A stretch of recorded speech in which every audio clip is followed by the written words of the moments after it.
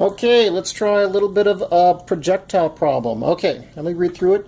People in movies often jump from buildings into pools. If a person jumps horizontally from the 10th floor, 30 meters, to a pool that is 5 meters away from the building, with what initial speed must the person jump? Okay, so how'd you like to have that job? Yeah, actually I wouldn't mind it myself. Okay, so let's see if we can't figure out the initial speed so that this person is actually going to be safe. Alright, so the first thing I'm going to do is draw a coordinate axis, and I'm going to use my calculator as a straight edge because it actually helps a little bit. Hey, this will be dual purpose here. Okay, so I'm going to draw a couple of, as well as trying to keep my my easel in with the camera. Okay, there we go.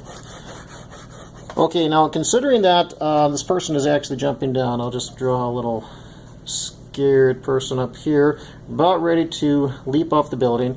Okay, so we know that when they leap, they're going to be dropping about 30 meters. Now, of course, this is obviously not to scale, but of course down here, there is the ground, not too friendly. So when the person drops, they have to get to the pool, which is actually 5 meters from the pool. Sorry, this part over here, nice hard concrete, very lethal, but the person has to get into the pool.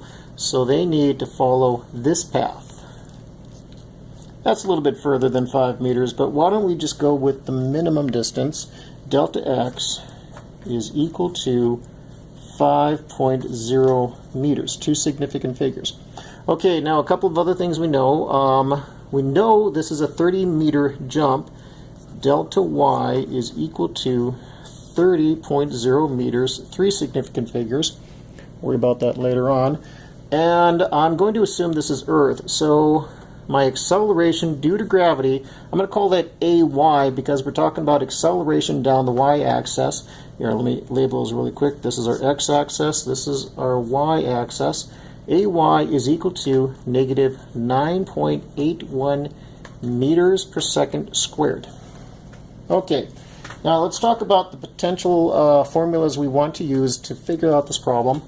My two favorite are delta x, our distance, is equal to Vx delta t. Now I know we don't have time in the problem, we'll get to that in a minute. And let's talk about our other potential formula. Delta y, because we know the horizontal, we know the vertical distance as well. Delta y is equal to 1/2 ay times delta t squared. Okay, so there we have our two formulas. Hopefully you can see those okay. And it looks like you can, or at least I can. Okay, so delta x is equal to Vx delta t, and the other one, delta y, is equal to 1/2 ay delta t squared. Two formulas, but the problem is both of these formulas include this value right here, delta t. We don't know the time, but we don't need to know the time. All we need to do is manipulate both of these formulas so we can get what we want. Alright, so why don't I start out with this first formula here, delta x is equal to Vx delta t. I want to solve for that value right there, v of x. Reason? Because we're looking for the initial speed. In other words, we're looking for how fast this guy needs to go in order to hit the pool. Okay, so let's do this. Let's divide both sides by delta t, and once we divide both sides by delta t, see delta t is going to cross out on the right side, and now I know delta x over delta t is equal to v of x. Okay, now I'm just going to flip that over because I know that it doesn't matter what side, as long as both, whatever I do to one side, I do to both sides, I know my equations are still going to be correct. So v of x is equal to delta x over delta t. Okay, now it looks like we're still in the same predicament, but we're one step closer. Now, let's do the same thing on this problem here, except this time for delta y is equal to 1/2 ay delta t squared, I'm going to isolate the time, delta t. Okay, so my first step is to multiply both sides by 2. Oops, I kind of ran off my paper there. Sorry about that. Okay, so what I'm going to do is multiply both sides by 2 because I'm trying to get rid of that fraction on one side. So now I have 2 delta y is equal to acceleration due to y, ay, times delta t squared. Okay, with me so far? Okay, now the next step, divide both sides by the acceleration, ay. Of course, that's going to cross out my ay, leaving me with 2 delta y all over ay is equal to delta t squared. Now, I'm hoping a few of you can already see where I'm going with this.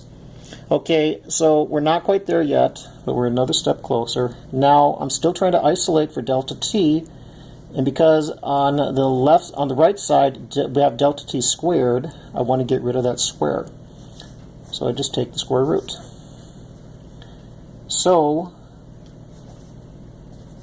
delta t, or 2 delta y, sorry about that, all over ay, square root of all that is equal to delta t. Now do you see where I was going? I've isolated delta t with this second equation, and now I can take this entire result, square root of 2 delta x over delta y, and substitute that in for delta t in my previous equation. So now I have a new equation, v of x is equal to delta x divided by the square root of 2 delta y all over ay. Now you see where I was going with this. Now I've isolated v of x. I had to use 2 different equations, but that's okay. By putting these 2 equations together, I now have all the terms. I've got my delta x, there it is right down there, 5 meters. Hold on, when I start plugging that stuff in, I have the delta x, which is 5.0 meters. Okay, I have my delta y, which is 30 meters, so that is 2 multiplied by 30 meters. And I have my acceleration due to y, in other words, acceleration due to gravity, negative 9.81 meters per second squared. Now the nice thing about this whole process is that when I get done with everything, I am going to get my resultant in meters per second. And at this point, the whole problem is just a calculator problem. Okay, so I'm going to get my calculator and use it for what its intended purpose was. I'm going to plug in my values. Now, yeah, if I had a scientific calculator, I could probably plug everything in and be done with it, but I don't. So, oops, I'm sorry, that is negative 30 meters, not positive, because we are going down. Sorry about that. So let's go ahead and do that. 2 times negative 30, and I get negative 60 divided by negative 9.81. Good. Now I get 6.1162 and a whole bunch of numbers. Now I'm going to get the square root of all that. There we go. And we can do this one of 2 ways. I need 5 meters divided by my result in the calculator. And just so I don't lose anything, I'm going to go ahead and select the memory. Okay, now I've got that in memory. 5 divided by my memory value. Got it.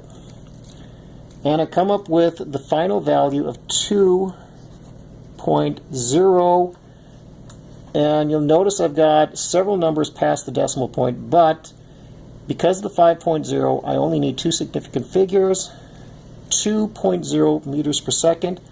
Our stuntsman only needs to be running at about 2 meters per second in order to get to in order to fall in the pool. And that's my final answer. Okay, now how do I turn off this thing?